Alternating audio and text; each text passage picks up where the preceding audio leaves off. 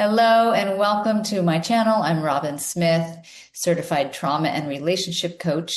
And today I am answering some questions that came into my free Facebook group, the Rock Your Relationships Sisterhood. So you can check that out at one of the links below. But I was asking people, what are your biggest relationship questions? So here's the questions, and I'll be answering these in this short video. So the first one is how to get out of approval and or partner pleasing mode. And then the second one we'll look at is how to reduce or eliminate the comparison wound. So I'm guessing this one's more with friends or other people in life.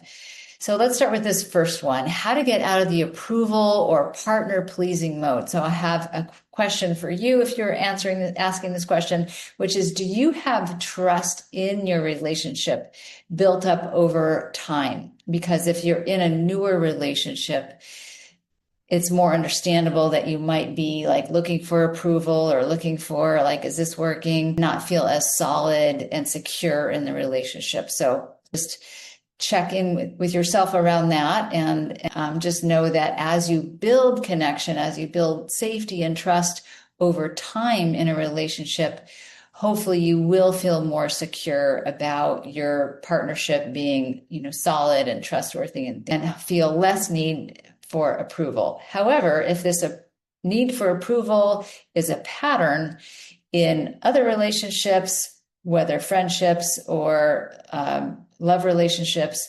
then you are in a long-term relationship, then let's look at this a little more closely. So my next question would be, do you approve of yourself?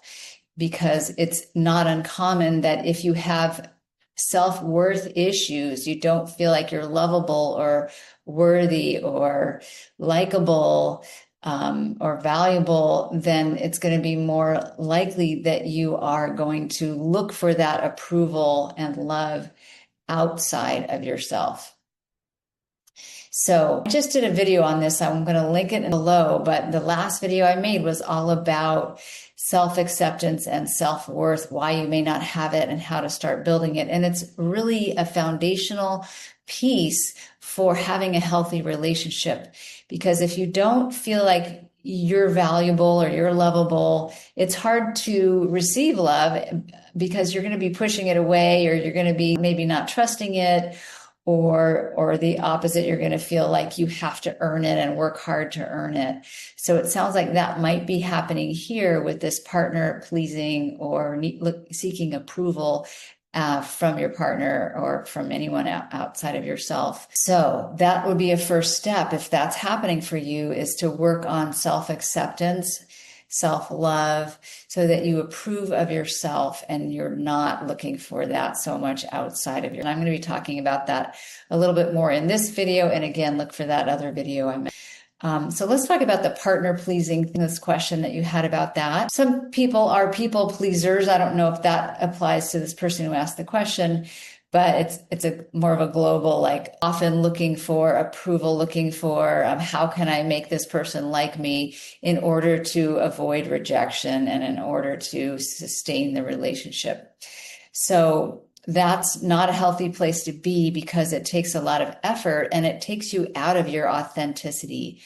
And when I say it takes a lot of energy, it's like you don't get to relax into being yourself, because you're looking for when you're projecting, what are they thinking? How can I please them? What should I say to make it okay? And so you just don't get to go with your own flow as much. So it's not ideal to be in that. And I definitely encourage you to work through that. So I'm glad you asked the question. But again, this is related to self-worth here. So it's not only this kind of a bigger picture of like self-acceptance, but also the pieces of that specifically are accepting your needs and your fears and your desires.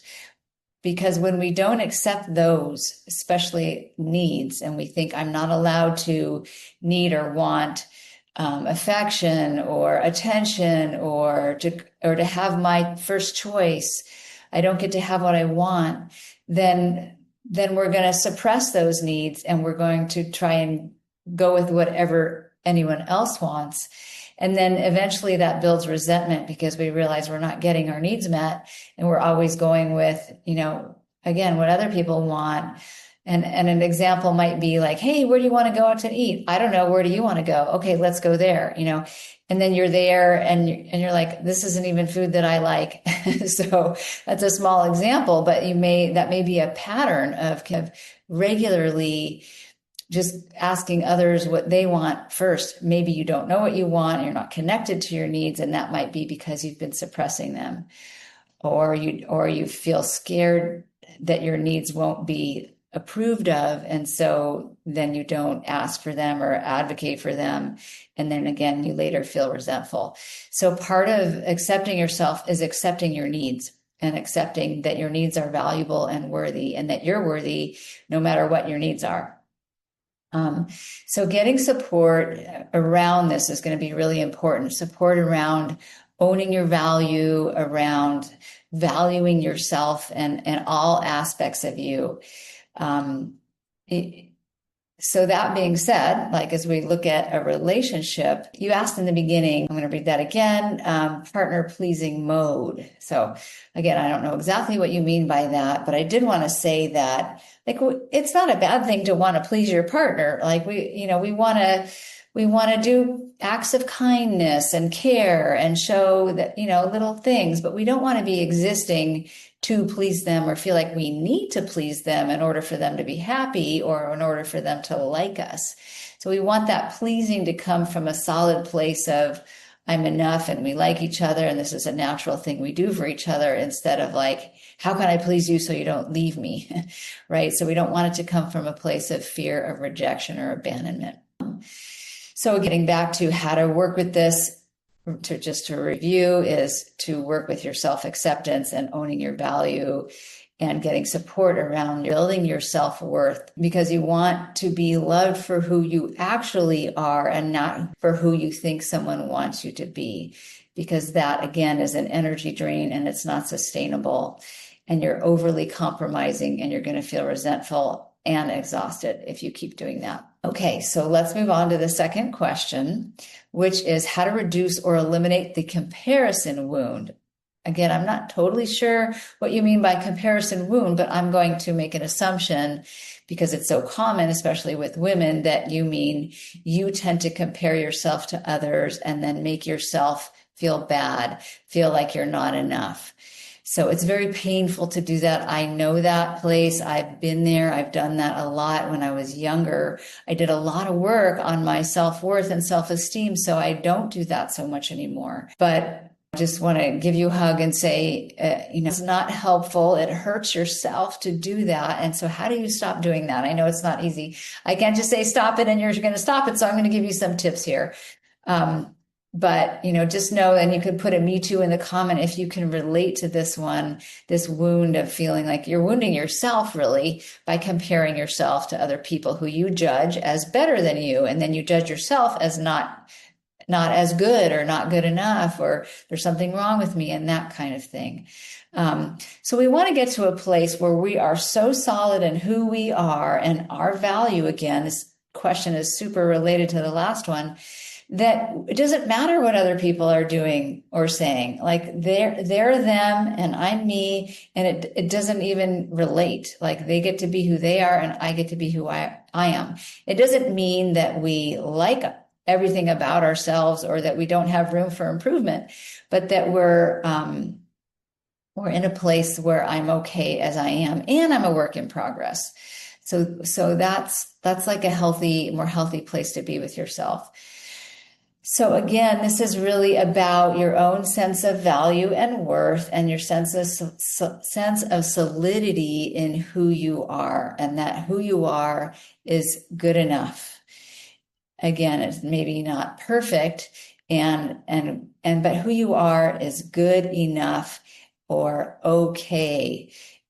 With the caveat that, yeah, if you're interested in personal growth, that you're working on yourself and you're working through some stuff. But you get to be okay in the process. You don't want to always put your goal like, I'll be okay when I get to that place. You want to be okay now while you're working on yourself, while you're working through your trauma or whatever issues you're working through. So again, I'm going to direct you to that last video that I made, link in comment. And this video is all about acceptance, why you may not have it, how to develop it, and a simple tip for that. But let's talk just a little bit about that here. So you need to develop self-acceptance in order to build your self-worth. These two are not the same thing, but they're intimately related. And so one practice, a simple way to do this, is to start accepting your imperfections. I know that's not easy because we think that's not okay. I have to fix it, or I have to get over this, or I have to judge it and make myself really bad. But we have to remember that each of us are complex with a lot of history and challenges and just different aspects of who we are. Child parts, adult parts, sad parts, angry parts. And if we don't accept all of those parts, we're going to not have a positive sense of self and a healthy sense of worth. So we want to be able to accept all the parts. And so starting with something like, and some people do tapping for this. I'm not a big tapper, but I think it can be useful for sure. But tapping, if you do it, or even just saying to yourself, even though I said that and I regret it, I accept myself. Or even though I made a mistake at work today, I can accept myself. So we don't want our acceptable self to be this big. We want it to be this big. We want to be able to accept all the things that we do and all the ways that we are, even if we don't like it, and even if we want to change it, we want to be okay with, I did that, I wish I hadn't. We can have regret, but I accept it because it just is right now, and it's okay, and I'm learning, and I'm going to try to do better next time. So that's a simple thing you can practice, accepting your imperfections or your mistakes as they are, knowing that you're on a growth journey and you're doing your very best for who you are right now. So another thing you might say is, this is who I am right now, and that's okay. You can make up your own version, but this is about welcoming all of who you are in this moment and not pushing part of you away, because you cannot have healthy self-worth if you don't accept all of who you are. Please put any questions below, or any me toos, or any I resonate with that. That was helpful. I'd love to see your comments, and I'm happy to answer your questions if you put them in the comments below this video. And if you haven't checked out my free guide to the 3 biggest relationship mistakes, I highly recommend that. There's a link below this video for that. And also, please like and subscribe if you found this resonated for you. If you want other people to see this video or other videos, of course, you can share them. But your subscribing helps other people find these videos. So I really appreciate when you do that. And of course, you will get notifications when you do. I think there's a bell you can hit, so you get these notifications too. But that helps more people see these videos and get these teachings out there. So thanks for that. And I hope to see you next time. And feel free to ask a question below if you want me to answer it in a video. I'm happy to do that as well. Bye for now.